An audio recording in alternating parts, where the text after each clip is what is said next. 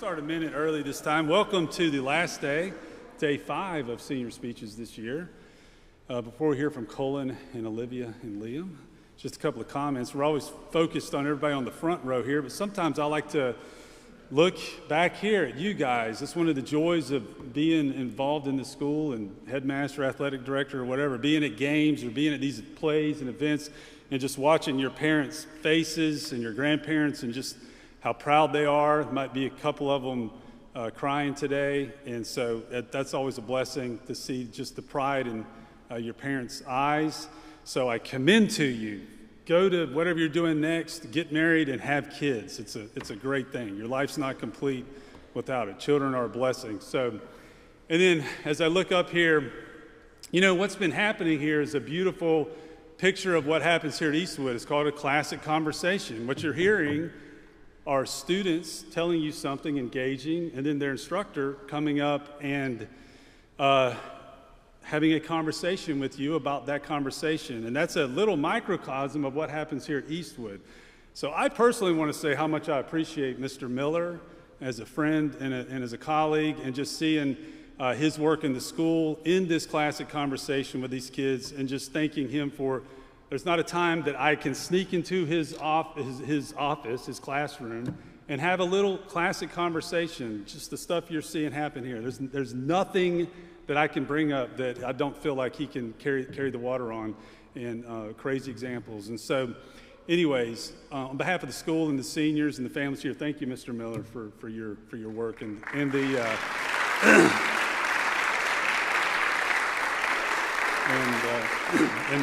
and me personally for such a great classic conversation. So with that, we go eyes back to the front row here. Parents, nobody's watching you. You can cry. Your kids are going to come up, the final 3, and finish. Colin, you're going to do great, man. Come on up. We look forward to hearing from you.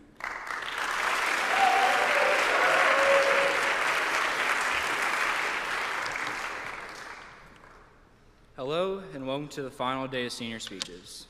I realize that almost all of you would like to be at home right now, but that's too bad. Now, when I think of the biggest lesson I've learned, it didn't come from a single moment where everything suddenly made sense. It came from a series of small mistakes, some embarrassing, and some that had real consequences. And honestly, most of them could have been avoided if I did one thing: listened. One of the earliest memories I have of not listening comes from the first time fishing with my dad and my sister. I remember being excited, thinking I already understood what to do just by watching him. Before we went fishing, my dad said one very important thing: don't pull the line hard when you caught on something in the water. Of course, like a lot of kids, I thought I knew better. And the funny thing is, I saw him do the exact same thing he told me not to do. That made me feel more confident that I didn't have to listen. So there I was, casting my line, convinced I had it all figured out. At one point, I felt a strong tug and immediately thought, this is it. I've got the biggest fish. I started reeling it in, full of excitement, already imagining bragging to everyone about it later. But when I finally pulled it out of the water, it wasn't a big fish at all. It was a piece of moss that was stuck onto the surface of the pond. That moment should have been the first clue that maybe I didn't know as much as I thought I did. The same mindset followed me through high school. Before I even started, my parents and teachers kept telling me the same thing: high school is harder than you think it is. You need to stay on top of your work. You can't just rely on natural ability anymore. At the time, I heard them, but I didn't really listen. In my head, I thought they're overreacting. It can't be that bad. Even other students warned me, people who had already been through the same things: how classes got more difficult, how assignments piled up, how easy it was to fall behind if I weren't careful. But again, I brushed it off. I figured everyone else wasn't trying hard enough, or maybe they just weren't as capable. At first, it seemed like I was right.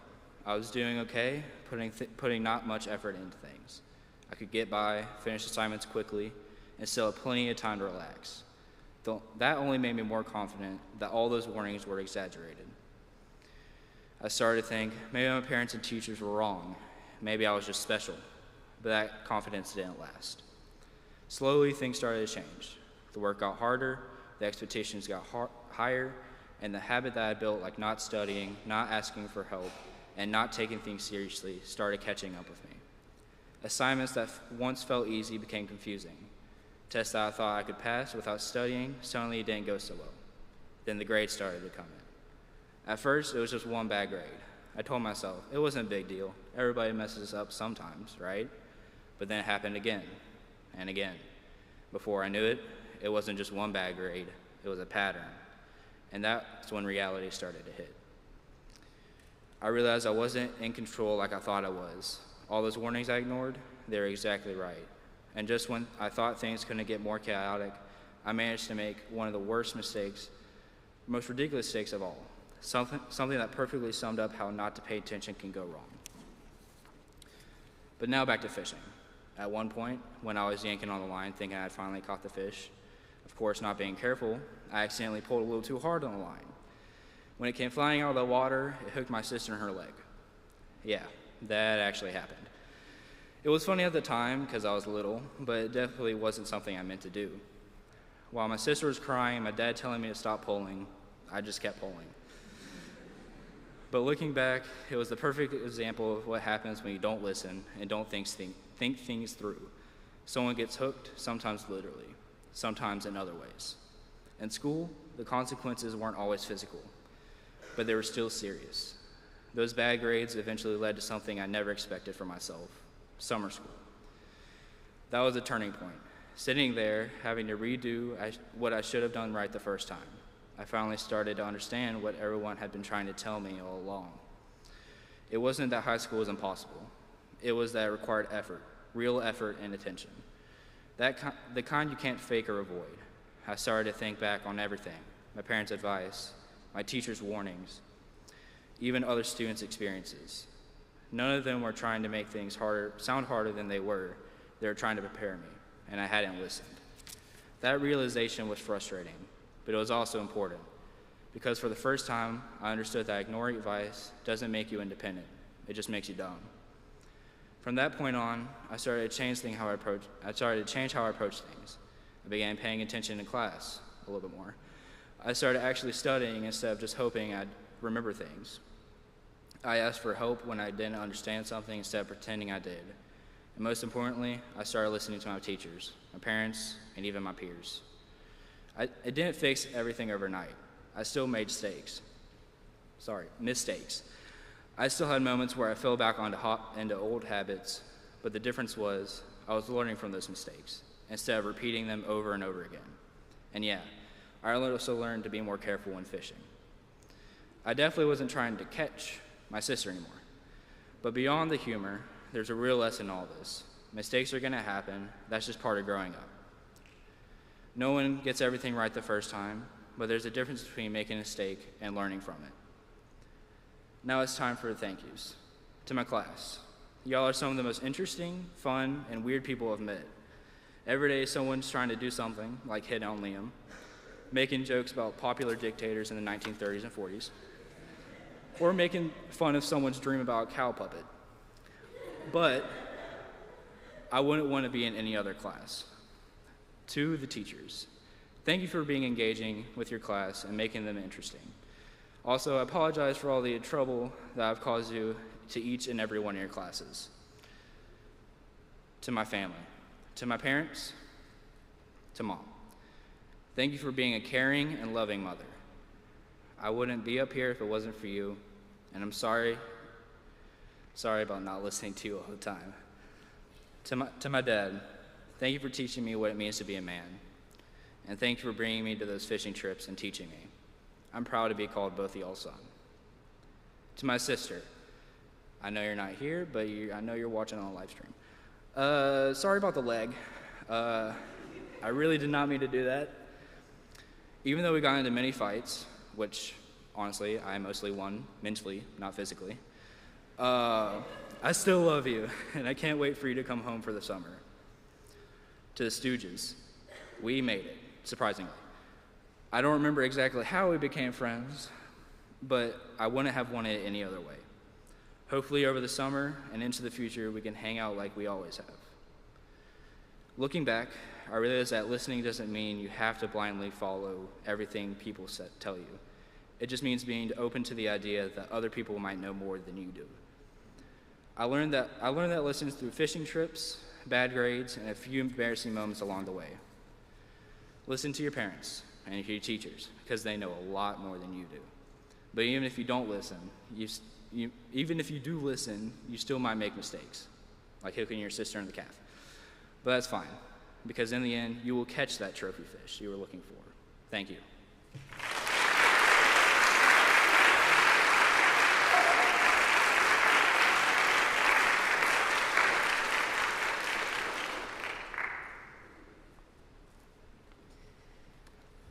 I know this is the last day of speeches, and most of you are probably checked out and counting down the minutes until you can leave. But just bear with me for a little bit. If you know me, you know I love sports. Basketball and school are more similar than one might think. At the start of basketball season, everyone is relaxed, joking around, and just having fun. No one is really worried about the games ahead because they feel so far away. There's no pressure yet, just the thought that there's plenty of time to prepare. You hear hard games ahead, but you just brush it off. That feeling, that mindset, it's a lot like freshman year. Everything still feels new. Nothing seems too overwhelming, and most people are just going through the motions, figuring things out as they go, without really thinking too far ahead. Then comes that first scrimmage game. You walk into it thinking, we've got this. Like everything up to this point prepared you enough. But then about halfway through, reality hits. Oh, maybe we don't got this. Suddenly, the games feel faster, the pressure feels real, and you start thinking about all the times you could have pushed yourself harder, but you didn't. That shift, that moment when things stop feeling easy, is exactly what sophomore and junior year are like. All those times you said, I'll do it later, start to catch up with you. And no matter what, there's always going to be that moment when you're running down the court and trip over nothing, and just lie there, questioning all your life choices. That's like the first test you fail. It happens, but just like in the game, you get back up and you keep going. Then you start to realize how close that first game actually is. And suddenly, everything feels more serious. That's when your mindset begins to shift. You start pushing yourself harder, not because somebody's telling you to, but because you know you have to. And that feeling translates directly to school. You realize you can't coast anymore. You actually have to buckle down, study, and start preparing. No more cramming the morning of. There's no slacking off or waiting until the last minute. You understand that things are harder now. In practice, that looks like running ladders, doing sprints, and pushing through drills even when you're exhausted. Those moments where you find yourself wondering, why did I ever decide to play this sport in the first place? Academically, it feels pretty similar. It's the late night studying when you'd rather be doing anything else, the stress of deadlines, and the pressure to stay on top of everything. But this is also when things start to change. All that effort starts to turn into discipline. You begin building real study habits, managing your time better, and preparing ahead of time for tests and projects, instead of scrambling at the last minute. Then, before you know it, that first week of games finally arrives. Everything you've been working towards is here. That's like the first semester of senior year feels like. The moment where all that preparation starts to matter. There's always that one tough game you really have to fight through. The one that tests everything you've practiced. And in school, there are those same moments. Difficult classes, big exams, or overwhelming deadlines. But this moment, something is different. You realize you're able to keep going, to push through, because of all the effort you put in ahead of time. After all those games, the exhaustion finally starts to settle in. It's not just one bad day or one tough practice. It's everything adding up. Every early morning waking up for school, every late night getting home from games, every practice where you push yourself, even when you didn't want to. It begins to weigh on you. Your body's tired, your mind is tired, and you have this feeling of melancholy, and part of you is just ready for it to be over. At the same time, there's a part of you that isn't ready to let go yet. Because if you stop now, it feels like all that effort, all those long days and sacrifices, just disappear. Like they never really meant anything. And even if you do keep going, there's still that quiet fear in the back of your mind that it might not be enough. That no matter how hard you try, things might not turn out the way you hoped. And as hard as it is, maybe you won't make the playoffs. Maybe the ending won't match everything you pictured in your head. And yeah, that's hard. But what would hurt more is walking away, because you'll always wonder, what if? At least this way, you can say you gave it everything you had. At least this way, it meant something. That feeling doesn't just stay on the court, it follows you right back into the classroom. It's the same feeling as the second semester coming to an end. You're drained mentally and physically, and ready to be done with the work, the stress, and the constant pressure to keep going. But just like in the season, there's more tied to it than just finishing, because at the same time, you're not ready to say goodbye to the people you've spent years with, to the routines that once felt normal, to all those moments that became memories without you even realizing it. So you find yourself stuck in between wanting it to be over and not wanting it to end at all. You want to stop pushing, to finally relax, but you don't. Because if you let go now, you start to wonder, what was it all for? And just like in those final games, you keep going. Not because it's easy, and not because you're guaranteed some perfect ending, but because it matters to you. Because you've worked too hard and you've come too far to quit now. In the end, it's about perseverance, how you keep pushing forward, both on the court and in life. Basketball teaches you to stay focused, to work hard, and to rise above challenges. And that mindset applies to everything you do. So keep going, even when you're tired, even when things don't go your way. Because when that final buzzer sounds, you want to be able to look back and know that you gave it your all. And now to thank some people who coached me through life. Thank you to my coaches who helped shape me into the person I am today, whether that was helping me find my phone that I lost repeatedly, or just helping me when things seemed too heavy. Thank you to my GGC. You know who you are. Thank you for always being there to listen and take my side, even when I vented about the same thing multiple times. Thank you to my car girls. I'll never forget our time together. It's something I'll always cherish. To my teammates, thank you guys for being the best teammates I could ask for. I'll never forget those late night bus rides, singing at the top of our lungs to whatever came on the radio. Or those mornings when we just looked at each other and knew, it's too early to be up. To Miss Amanda, thank you for being like a second mom to me. You were always there to listen and give me a hug when I've had a bad day, or celebrate me when I do well. Katie, I never knew what it felt like to be cool until I met you. Next to you, anyone would feel cool. Annabella, you've always been there for me, both in and outside of school. You two will always be my favorite weirdos. Andrew, I'll miss you so much. From our late night movies when Mom is yelling at us to turn off the TV because it's late, to our arguments over who is better at sports, even though we both know it's me. I love you. Avery, you went from my biggest bully to my greatest confidant. I know that if I ever need somebody, you will always be there to have my back. Sorry, guys. You've seen me at my lowest and at my best and always supported me. I couldn't ask for a better sister. I love you. Dad, you've not only been my biggest supporter, but also my coach, whether that be in sports or in life. I will never forget all the adventures we had together, from getting a flat tire in the middle of nowhere with no cell service, to running a golf cart and singing to whatever Spotify song came on. I know that even when I leave, you will always be there for me, to listen and support me. I love you, Dad. Mom, there's so much I want to say, but the biggest one is that I couldn't ask for a better mom. You will always be the person I go to when things feel too heavy, because I know you will listen and support me through whatever it is, even if sometimes you tell me things I don't want to hear, like that I might be the problem. I'll miss coming home and telling you about my day, but don't worry, I'll call you all the time, so be ready. For me, sports were a huge part of what shaped my life. It taught me discipline and to never give up when things feel hard. These principles don't just apply to basketball, they also apply to life. Never grow complacent with the gifts God has given you. Finishing strong and working diligently reflect a deeper purpose, because when you're doing your best, you're ultimately working for the Lord.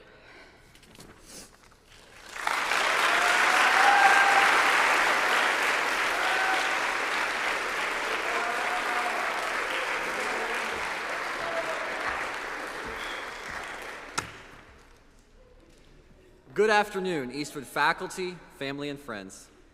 Last speech, guys, so lock in and prepare yourselves for the greatest metaphor of all time. Eastwood has been like my experience learning and playing the electric guitar. The electric guitar. Elementary school is like the beginner stage. You pick it up and play it terribly, but your performance is not super scrutinized. You're playing for fun, Practicing isn't difficult or dull because everything you learn is new and interesting. As you get more involved, you may get an electric guitar like I did and start causing severe hearing damage to everyone in your house. You sound terrible, but you don't care at all. You're already a pro in your head. You find Smoke on the Water to be the heaviest and most amazing riff ever written. You have a guitar teacher who begins to make you think, make you practice with more regularity.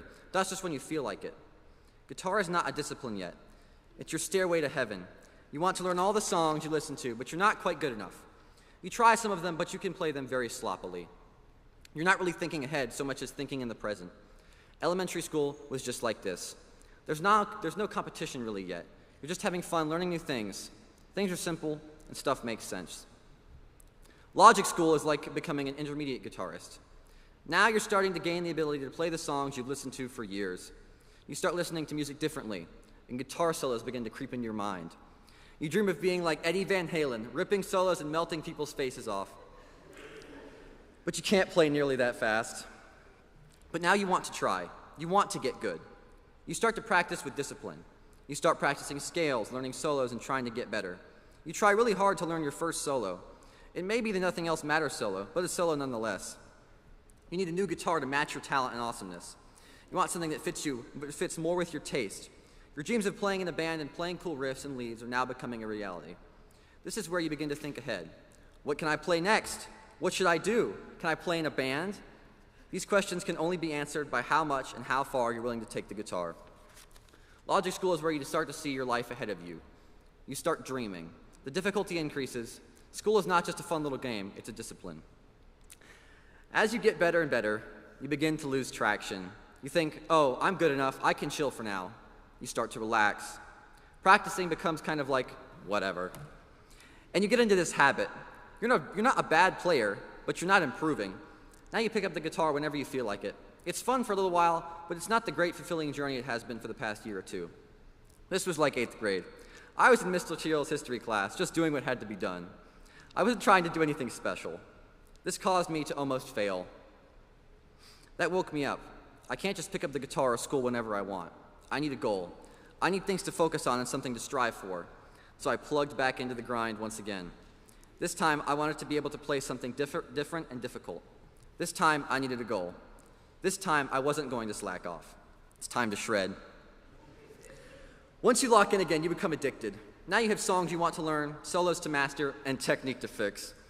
You begin to obsess over picking angles, speed, and your clarity. It is at this point that the world of other guitars becomes visible in your head. The guitar has taken over. You start scouring the internet for gear, amps, pedals, guitars. You name it, I've looked for it. This was like 9th grade, and 9th and 10th grade to a lesser degree. You know what you need to do, and the effort you need to put in, so you do it. Next, you start looking for your guitar. Not just some guitar, like just a round, but the guitar. The final piece of the puzzle. The last infinity stone. It's like you finally understand some math concept, or now you have a good sense of what Mr. Miller is going to put on the next test. You're now unstoppable. The future lies before you as your plaything. You're ready to take your place as a rock god. But however much of a virtuoso you are, you can still fall short. Playing live or taking tests, you get one shot. You can't go back and make edits or repair the damage. What's done is done. This is the great trade-off of live playing and tests. You can prepare all you want, and sometimes things go great. But sometimes things go horribly wrong, and maybe you didn't prepare enough, or you were tired, or maybe just a string broke. Sometimes strings break, and there's nothing you can do to avoid it or fix it once a string is broken. On my Ibanez has a Floyd Rose type bridge, so when one string breaks, the entire bridge becomes misaligned and the guitar is unplayable. You get one really hard question that just breaks your resolve, and now you mope your way through the rest of the test knowing you've messed up badly and dread to see it put back into numbers. You have to lose every once in a while, but your failure only makes you try harder next time. You know what to look for. Maybe the next show or test you get it right. You iron out some of the kinks that held you up previously. You get to the gig earlier. You learn everything and ready or study for the tests. But you learn from your mistakes and get better and better. This begins the uphill battle towards senior thesis. This is like the big performance. For us, it was like the talent show. We prepared like crazy for it, weeks of practicing and checking. We had to force our drummer to show up every once in a while. The main song was like the paper. You got to change on time and play on time with the right notes and avoid hitting the wrong ones.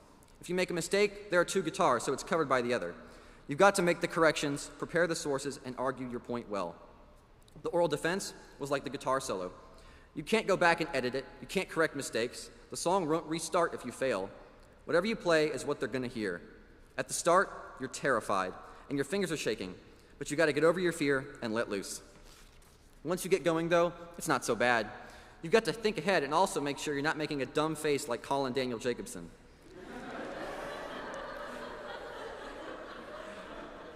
No offense, bud. You may even start to enjoy it, but just as it started, it is over. Then it's done, and it wasn't that bad.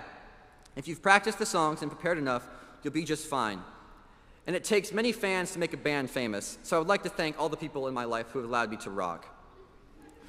To the teachers and the faculty of Eastwood, you all show so much integrity and knowledge in every subject you teach. Eastwood is truly a special place, and I'm thankful you made it one for me. To my class, you guys have been with me since 3rd grade, with my glasses and really cool Ohio lore. I'd like to thank you all for being such great friends and companions all these years. I will miss you all dearly. To the band, you guys are great. We've spent many a Sunday afternoon together, and Colin and I have wasted a lot of our time with our random riffs and making it impossible for anything to happen.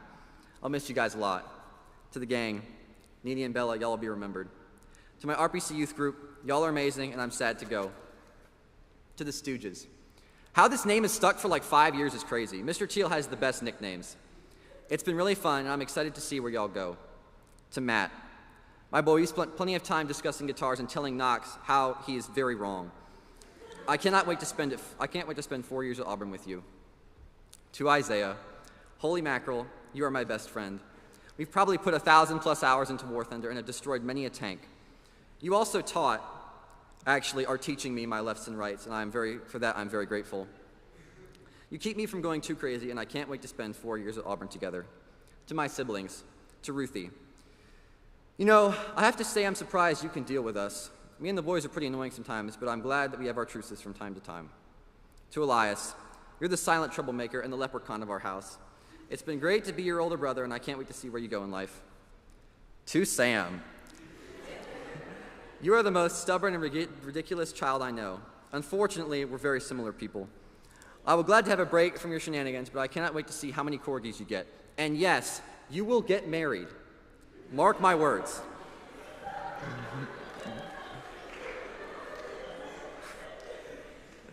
To Mom, you're the most patient, the most understanding, and the toughest woman I know. I will miss our late-night discussions of whatever is happening and teaching me that a conversation is not just me monologuing about tanks or guitars to some poor person. I love you.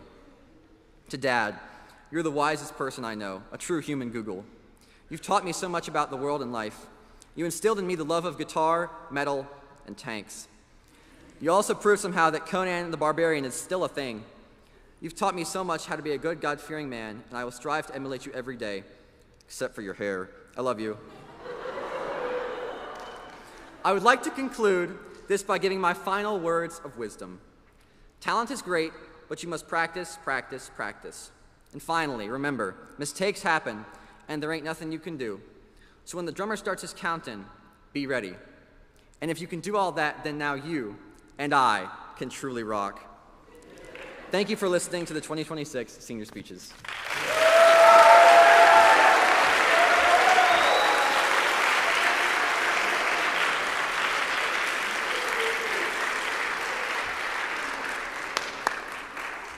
Well done, seniors. Today we got to hear about Cullen's fishing trips, Olivia's basketball, and Liam's delusions of grandeur.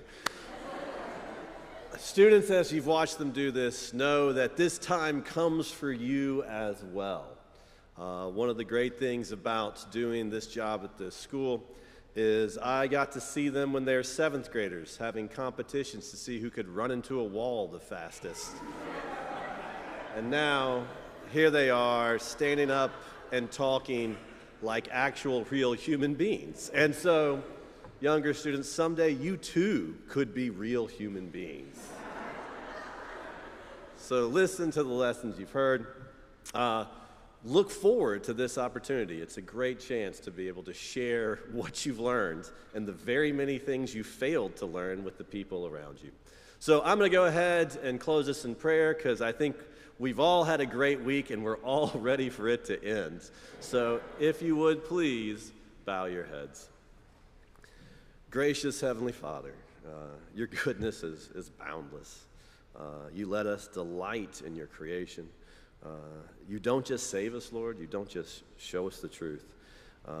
You make us enjoy it. You let us revel, sinful though we are, in this creation and in the good things you've planned for us. Bless all these seniors, Lord. May these lessons live throughout their life. May they grow and serve you better. And may we all, Lord, take this weekend to rest and worship, to reflect on what this year has been and what you have coming for us. In your most holy name I pray. Amen. All right, one more hand for all the seniors.